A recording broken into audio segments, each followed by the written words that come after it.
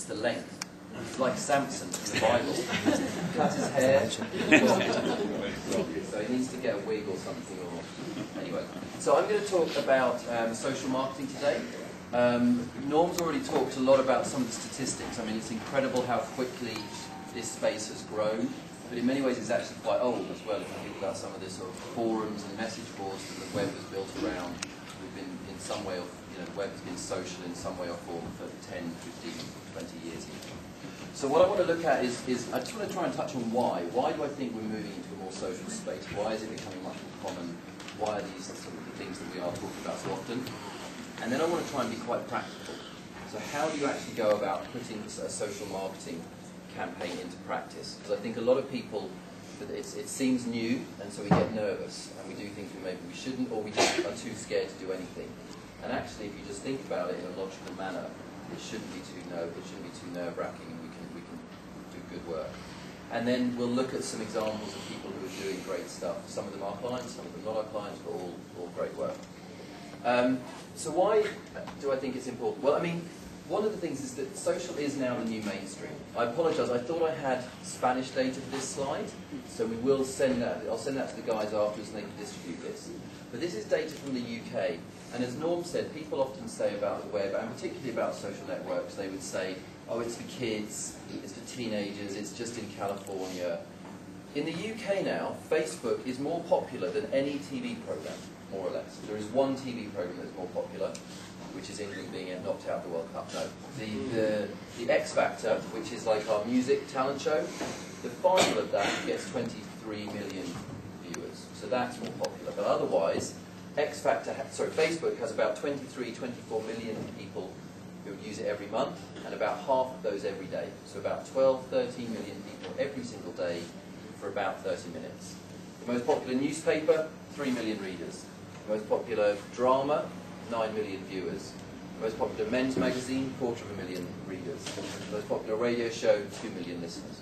So Facebook is more popular now than any TV show, any radio show, and any magazine. And when we look at most other markets, we see exactly the same thing. So Spain, from memory, is pretty similar. It's more or less the most popular. There are a couple of markets where it's not, but most places we do see that. And I think what's interesting is how we interact with the web, how we interact with social. So this is something that Forrester developed a few years ago called the ladder, and it talks about how people connect. You may have seen this. It talks about how people connect with social media. So at the top, you have creators. So that's people who write a blog post, upload a photo. That's the geeks. That's me. Okay. And then coming down the ladder, and so that's quite a small audience, but they're highly engaged, very connected. And then as you come down the ladder, you get a larger audience, but it's less engaged. So critics will leave a comment on a blog. Collectors will tag information. Joiners are people who are on social networks. And spectators is the sort of majority who watch a video on YouTube but wouldn't necessarily leave a comment or something. Okay? And that's how we've thought about social media, in this way that you have small audience, highly engaged, large audience, less engaged. So there's a few things that have happened. So back in 2005, 2 days after we won the Olympics, the bombs went off in London. Terrible, horrible day. But what was interesting, if you think about it, I think it's horrible to think about it like this, but everything happened underground. Okay? So the media were trapped above ground. They couldn't get to the story. So all the photos, all the images that we saw were taken on people's mobile phones. Now the other thing to say about this is that actually, I'm sure he didn't care, but the picture is really bad, right? So the picture's bad. So the mobile phone cameras weren't very good then. And the way that he got this distributed, so the way that we sort of found this, is because he emailed it to the BBC. So he's able to create the content, but he can't distribute it yet. Okay? So if we move forwards to when the iPhone came out, this changed behaviour. So prior to that, when we had very basic mobile phones with internet connection, like a little swede Nokia or something, only around 10% of people would use it to access the web. When you move to a sort of first generation smartphone, like a BlackBerry or an Nokia 95 or something like that, then about 55% of people use it to access the web. When you move to an iPhone or a Nexus or the LG touch phones, about 80–90% of people use it to access the web when they're on the move. So what this means is, if you think about it, you have all these people who are walking around who can and will access the web any time they want, The mobile phones now have a 5-megapixel camera. Most of them have video camera. So you've essentially got movie directors walking around everywhere who are connected to the web at any time. Which means that when things happen like this, so then the plane crashes in the Hudson in New York, I'm sure you all saw this. The guy was going past on the ferry, he took a photo on his phone, and in 3 clicks, that was up on Twitter. And from Twitter, because of the power of networks, it gets sent around the world, it gets distributed. So there's no need for the BBC, there's no need for CNN. This gets out to people before them, and then in fact they use it. So what we're saying here is that the ladder has fallen over.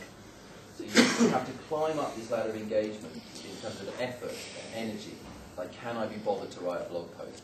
I have to download WordPress, I have to take a photo, I have to learn a bit of HTML, I have to set up my server. All of that time and energy. Whereas now, you go to Twitter on your mobile phone, you enter your email address, you enter your mobile number, 3 clicks later, planes are crashing everywhere, and you're famous and you're on the front page of the newspapers. So I think this has fundamentally changed. And what this means is that you can have things like this, where there's some idiot in London who tries out some new candy sweets called Roundtree's Randoms, and he thinks they're really tasty, and so he puts up on Twitter, I really like these jellies, these candies, like Haribo, right? And he says, these are really tasty. And then a guy who works for Nestle is listening and says, what's your email address? Let me know, and I'll get in touch. And they did, and they sent me some sweets, and I ate them all, and I felt sick. But they're really good. Now, that doesn't necessarily matter unless anyone's actually listening to me, or unless you've got a large network. Except for the fact that, although we're not going to talk about search today, everything still comes back to search. That's where people start their online journey. And what's happening now on Google is we're used to seeing the normal links, and we're used to seeing the adverts, and we've got used to seeing news results. But what you're also now getting on Google is you get results from Twitter. You get results from Facebook, from MySpace. And the way to think about Google is this is your brand's homepage. If you work for Nike, Nike.com is not your homepage. A search on Google for Nike is your homepage. So if someone's saying something on Twitter, they may only be getting followed by 2 people, but if that then gets onto Google's homepage, then tens of thousands or millions of people could see it.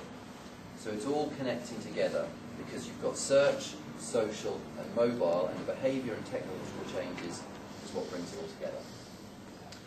But having said that user-generated content is incredibly powerful, of the most popular videos ever released on the web, on YouTube and Meta Cafe, only 20% are user-generated content. 80% are still professionally produced content. So people still want to watch professionally produced content, as Norm showed within the motherhood. And as we said, the media companies' ad revenues are falling off a cliff. So there's a great opportunity for brands to step in and produce that content, which people can then share. So it's not about user-generated content, it's about user-shared content. So professionally produced, but shared by users. And we see the same thing on Twitter. Of the links that you get passed around on Twitter to blogs or whatever, again, about 80% of them are to professional media companies. So CNN, The Guardian, El País, is it, in Spain? So these sort of places. And what gets really interesting is when the two interact. So when the two collide, old media and new media. So in the UK, we had an election recently. And for the first time, we had debates. We had leadership debates, like they do in the US. And so finally, British politics joined the 20th century.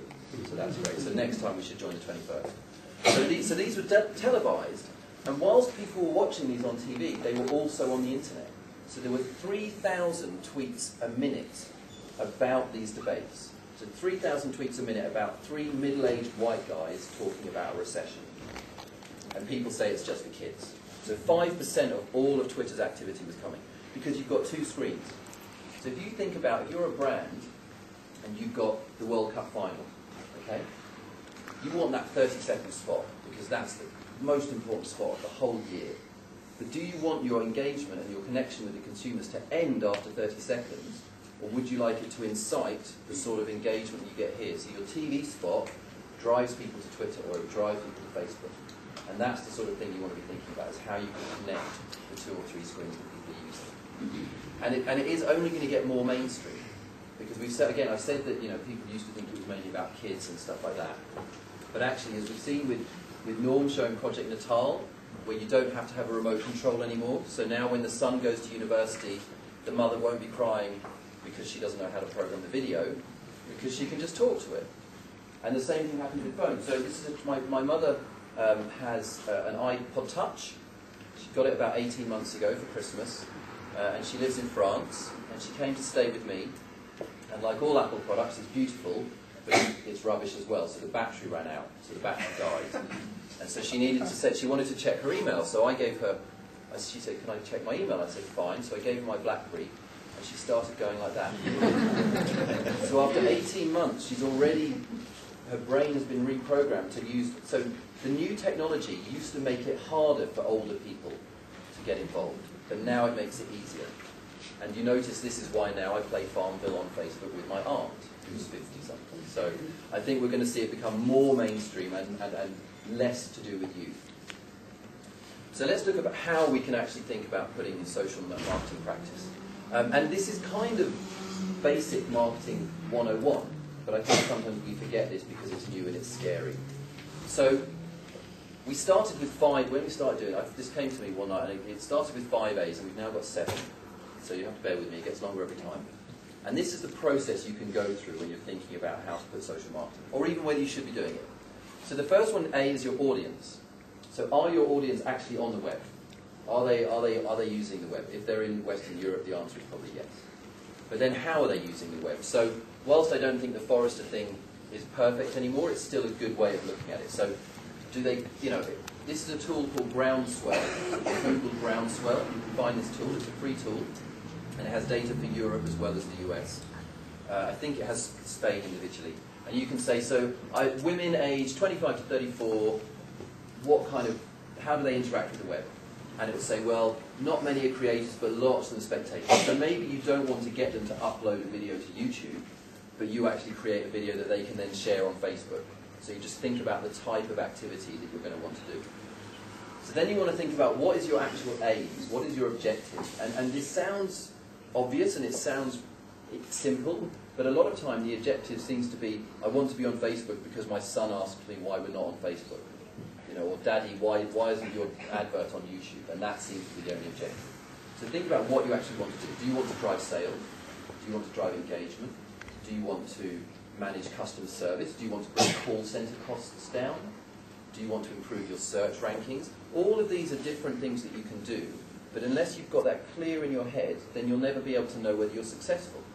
So a lot of people say you can't measure social media, but I think that's just because people don't know what they're trying to measure to start with. If you put a video up on YouTube and you don't know why you've done it, and then someone says, we got 500 views, is that good? Bad? Who knows? If you know we want to reach 400 people and you get 450 views, then yeah, you've probably done quite well. So you have to have that planned out. So then you need to think about your approach. Now this is the bit that's most complicated to explain in English, so I apologise for you having to understand my English and think about this. But this is, when you enter into a dialogue, it changes things. So in the old model, it was like we were running into a bar, shouting something, and then running away again. That's how we connected with consumers. And now we've got to go into the bar, we've got to buy a drink, sit there, and have a chat with them. And that obviously changes the dynamic. So there's a couple of things you need to think about. Firstly, do you actually have the resources? Have you got the staff either in your agency, and if it's at Mindshaer, I can tell you you do, we can do this for you. Or do you have them in your company who can manage your Facebook profile, who can answer questions on Twitter? Because if you don't, maybe you don't get involved anyway, because it's much worse in some ways to start a conversation and then to ignore someone. It's rude.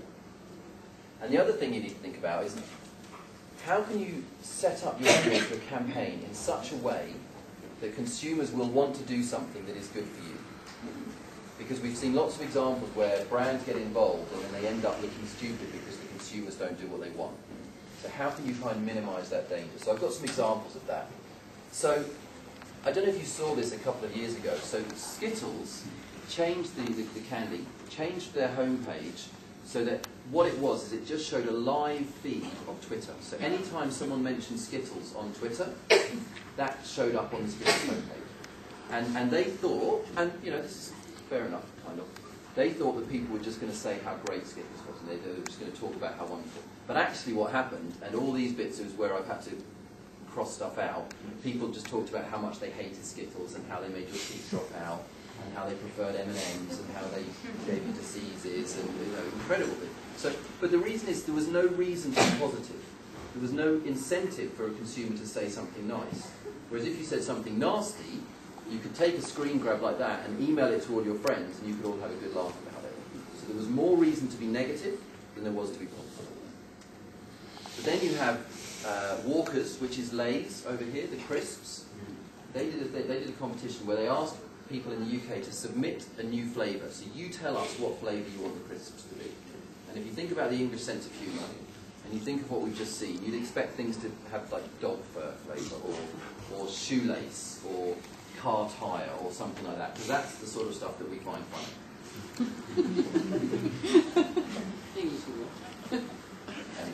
Anyway, but what they did was very simple. They said whoever gets the most popular flavour, which gets the most votes, gets 1% of the profits. So all of a sudden, you're not going to submit a stupid flavour, because that's not going to make you any money, because it won't sell. So by aligning their interests with the consumer's interests, they ensured they got a positive reaction. So think about how you're going to get that, other than just by giving people money. And now, only at this point do you think about the area you want to be in. Only now do you say, well, maybe we should be in Facebook, or we should be in YouTube. Whereas half the time, I think this comes first. So only when you know your audience, you know what your objective, you know how you're going to approach it, then you think about the area. And sorry, we've missed one actually there, which was assets. You need to think about your assets. You know, what content do you have? What have you actually got that you can make shareable? And then you think about activation. Because although everyone talks about social media and it's great, and you can go out and you can find people and they'll become your ambassadors, a lot of the time you have to pay for advertising to start that. And it might actually be that your activation is a TV ad that drives people to Facebook, or maybe Facebook drives people to a free event. It's not necessarily always just activation on that platform. Sorry, and then this is in the wrong order, I apologise. So you need to think about what assets you have, and you need to think about how you can make them shareable. So things like Facebook's social plugins, which is this new code they've released that makes it easy to add the like button to any piece of content on the web. It means that all of a sudden everything is shareable, because it can be on your website, someone clicks a button, and then all of their friends on Facebook see that. So that's very, very simple to implement, and we can talk to you about how you do that. It's really, really simple. And then, of course, you need to analyse, and I'm not going to talk about data because Steve will make you look stupid, but you can measure the effectiveness of social media if you know what it is you're trying to measure. So are you trying to measure impressions? Are you trying to measure brand awareness? Are you trying to measure visits? So if you do large campaigns now on Facebook, I think actually may not be in Spain yet, but they've done a partnership with Nielsen, the research company, and they will give you a large piece of research as part of your media package. And they show, which looks at brand awareness, consideration to purchase, all that sort of thing, which is the sort of thing you would expect from a TV campaign, and you can now get from social. So let's look at some examples of who's done this well. Here, this is a really sweet and I think very clever and simple example that shows you don't have to spend millions. We prefer it when you do, obviously. But if you just understand what your consumers are doing and make it easy for them to join in, then they will. Of course, my videos never will. I apologise. Again, this did work this morning, but I'm cursed with so apologies.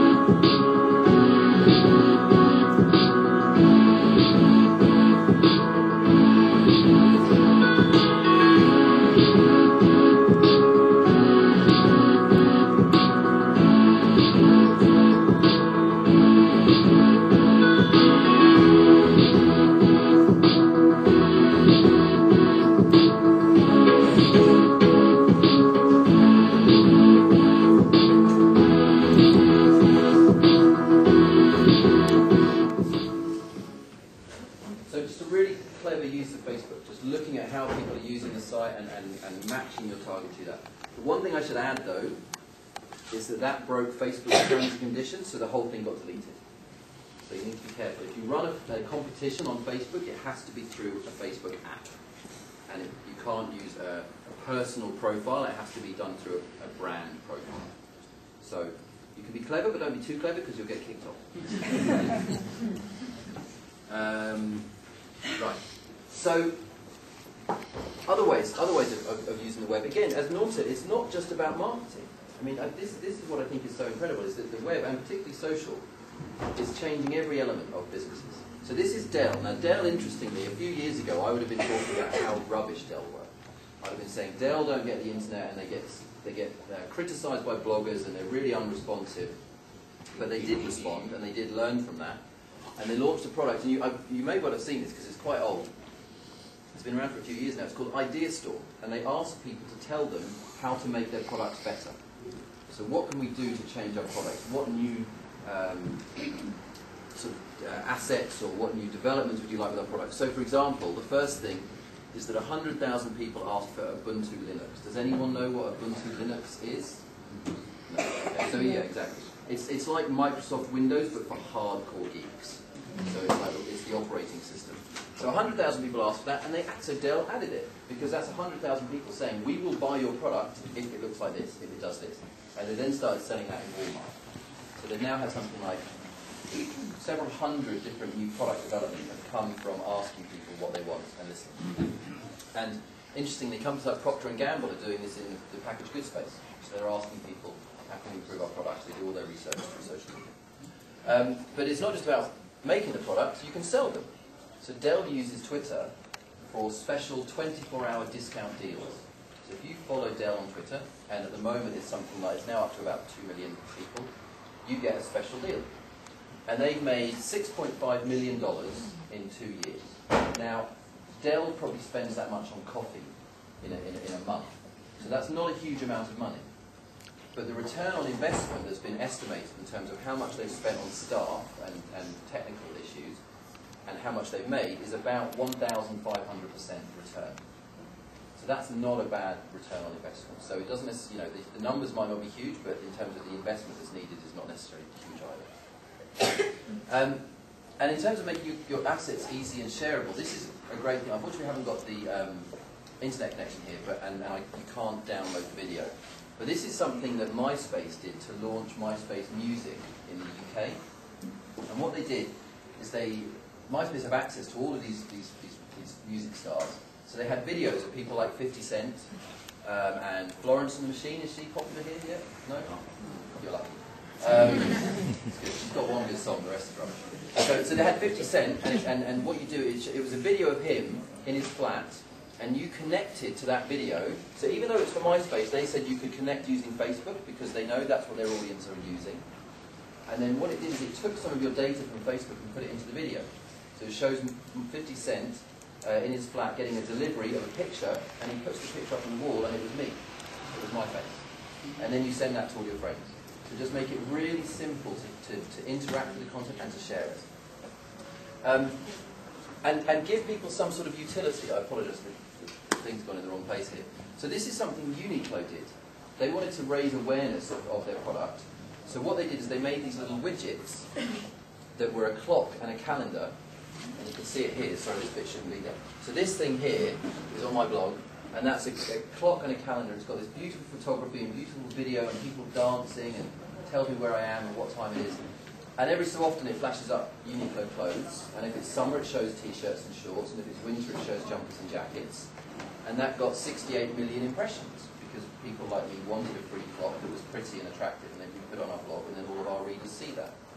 And the most recent thing that Uniqlo did that won a gold at Cannes, which was amazing, is that you put a blog, a widget, a little bit of code on your blog, and if anyone clicked on that, then any image on that page became a discount voucher for Uniqlo, including if that image was an ad for a different brand. So it took over the whole page. It's quite hard to explain, but if you Google for Uniqlo cans, you should find it. It's amazing. Again, it's not just about marketing. It can be about customer relationships. It can be about managing your PR. So Comcast is an internet service provider in the US, so they're the broadband supplier. And this guy here, Michael Arrington, he's the editor of a blog called TechCrunch. He's very, very respected in the tech scene. And he was having a bad day, and his connection kept cutting out. And he was on the phone to customer service, and he eventually had enough. And he said, "I've had it," and that word there rhymes with duck. So you sort of fill in the blanks. He said, "You Comcast, I've had enough." And he's got about 400,000 people following him. So that's 400,000 people who could see him saying that Comcast are a terrible company. But luckily, Comcast were listening to what he said, were listening to what people on Twitter said, and they got in touch with him and they fixed it. And he then wrote a post on his blog, which has about 3 million monthly readers, saying how great Comcast were. So they turned bad PR into good PR, just by using basic listening tools and having people there ready to respond. And sometimes it's just about good old-fashioned media. It's just thinking about where is your audience and what would they want. So this is for the launch of WeFit in the US. This is a blog called douche.com, and it's written by a full-time mother. She actually got fired from her job because she was blogging about it, and she now makes more money from her blog than she ever did from her job, and her husband is retired, and she supports her family, so that's great. But anyway, so they organised a party for her, where she got her, they sent someone around, her friends, and they all got their WeFit age. Has everyone done that? You done your WeFit age? No? Okay, I'm 55 apparently, but anyway.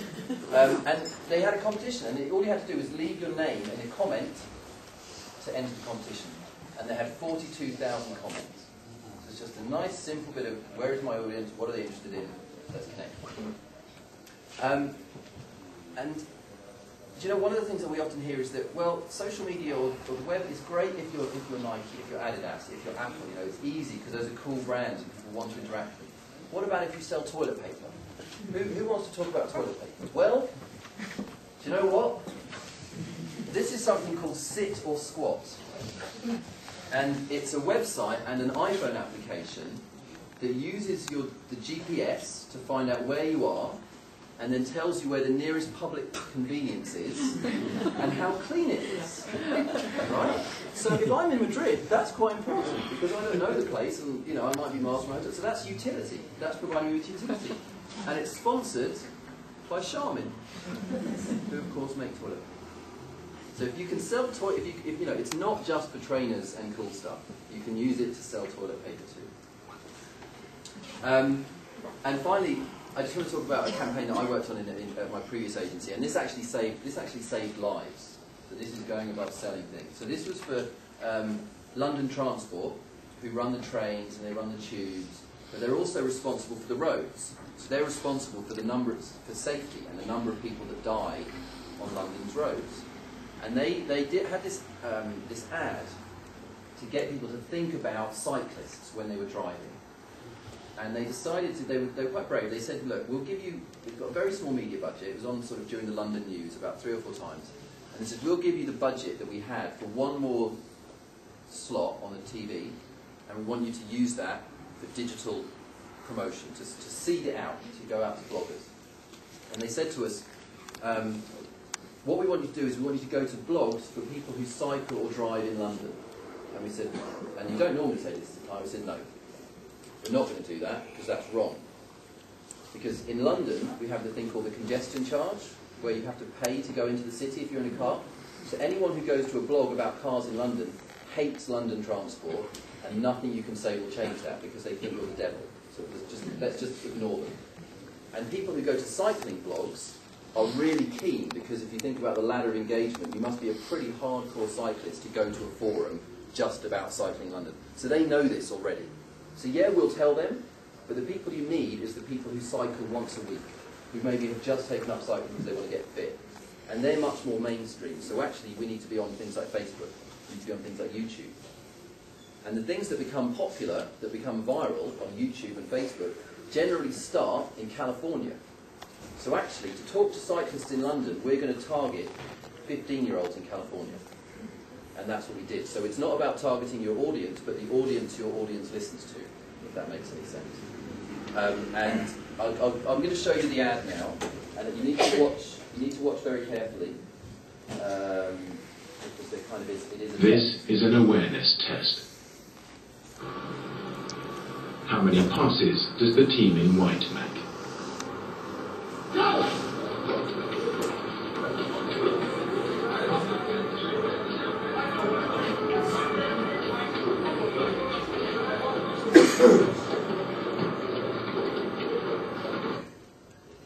The answer is 13. But did you see the moonwalking bear?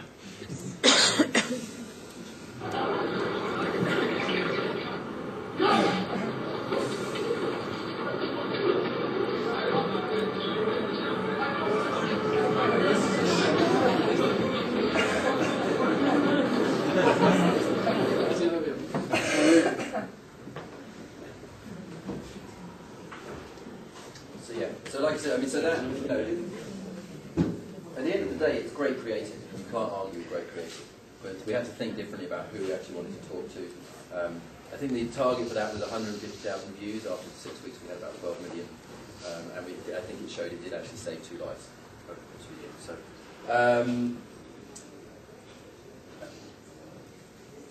just to conclude, don't be scared. I guess that's scared. Don't be scared. It's a new thing. Don't be scared. It's like all the kids are scared. Don't be scared. So do get involved, because this is happening, and whether you like it or not, it's not, you know, it's not new anymore. This is 5, 10, 15 years old, and this is where your consumers are. Think about who you want to talk to. You know, who do you want to talk to, and what those people are, what are they looking for from you? Make it easy for them to make the right choice. Don't be a Skittles. You know, be a wolf. And pick the tools for the job, not the job for the tool. Don't start with, I want to be on Facebook. End with, and therefore we need to be on Facebook. And most importantly, have fun. And yeah, and Viva España, and it's not Torres, it's Fabregas. Oh,